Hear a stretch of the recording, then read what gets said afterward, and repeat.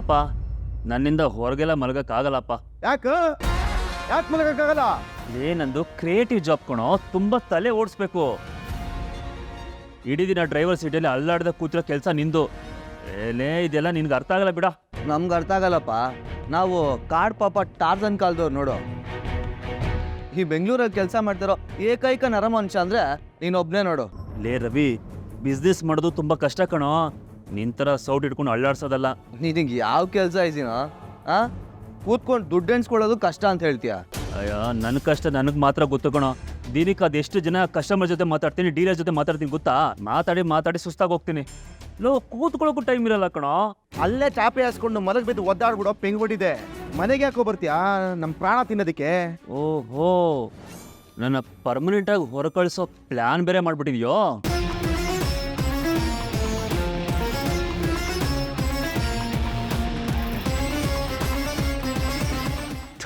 ಹೋಗಪ್ಪ.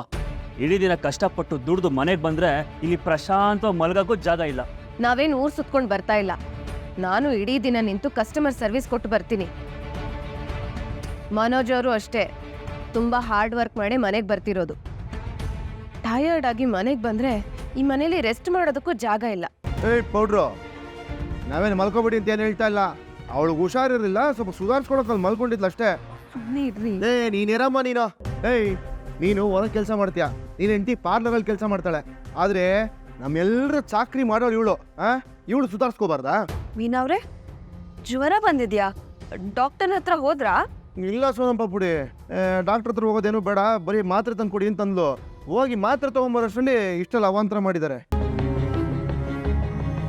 ಲೋ ಮನೋಜ, ನೀವು ಮಾಡ್ತಿರೋದು ಸರಿ ಕಾಣಿಸ್ತಾ ಇಲ್ಲ ಕಣೋ. ಅಲ್ಲಿಗೂ ಇವಳೇನು ರೂಮಲ್ಲೇ ಮಲ್ಕೋಬೇಕು ಅಲ್ಲಿದೆಯಲ್ಲ, ಅದು ಎಲ್ಲಿರ್ಬೋದು ರಾಣಿ ಇದು ಹಾಸಿಗೆ ಅಂತ ಏನು ಆಸೆ ಪಡ್ತಾ ಇಲ್ಲ ಇವಳು. ಬಲವಂತ ಮಾಡಿ ನಾನೇ ಕರ್ಕೊಂಡೋಗಿ ಅಲ್ಲಿ ಮಲಗಿಸಿದ್ದು. ಸೌದೋಯ್ತು ಅನ್ಸತ್ತೆ ಹಾಸಿಗೆ. ಬಾಯಿ ಬಂದಂಗೆಲ್ಲ ಮಾತಾಡ್ಬೇಡ ಕಣ ಸೂರ್ಯ. ತೇಕಡಿಕೆ ಎಗರ್ಸ್ ಒದ್ದೆ ಅಂತಂದ್ರೆ ಕರಳೆಲ್ಲ ಚಕ್ಲಿ ತರ ಆಚೆ ಬಂದ್ಬಿಡ್ಬೇಕು. ಮಾನವೀಯತೆ ಅನ್ನೋದೇ ಇಲ್ವೇನ್ರ ನಿಮ್ಗೆಲ್ಲಾನು? ಹ್ಞೂ ಕಣೇನೋ, ನಮ್ ಯಾರಿಗೂ ಮನುಷ್ಯತ್ವ, ಕರುಣೆ, ಸಂಖ್ಯೆ, ಗುದ್ಲಿ ಏನೂ ಇಲ್ಲ. ಪಾಪ ನಿನ್ ಹೆಂಡತಿ ಹೊರಗಡೆ ಮಲ್ಕೊಂಡ್ಬಿಟ್ರೆ ಸುಧಾರಿಸ್ದಂಗ ಆಗಲ್ವೇನೋ. ಪಾಪ ಅತ್ತೆ ಅವರು ಜ್ವರ ಇರೋದಕ್ಕೋಸ್ಕರ ಒಳಗ್ ಹೋಗಿ ಮಲ್ಕೊಂಡ್ರಪ್ಪ. ಅಯ್ಯೋ ಶ್ರುತಿ, ಇದೆಲ್ಲ ಅವ್ಳು ಮಾಡ್ತಿರೋ ನಾಟಕ ಕಣಮ್ಮ.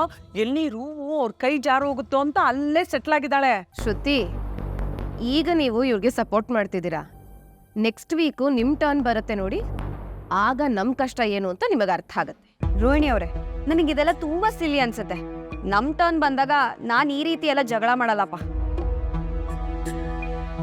ರವಿನ ಕರ್ಕೊಂಡು ನಾನ್ ನನ್ ಮನೆಗೆ ಹೊರಟೋಗ್ಬಿಡ್ತೀನಿ.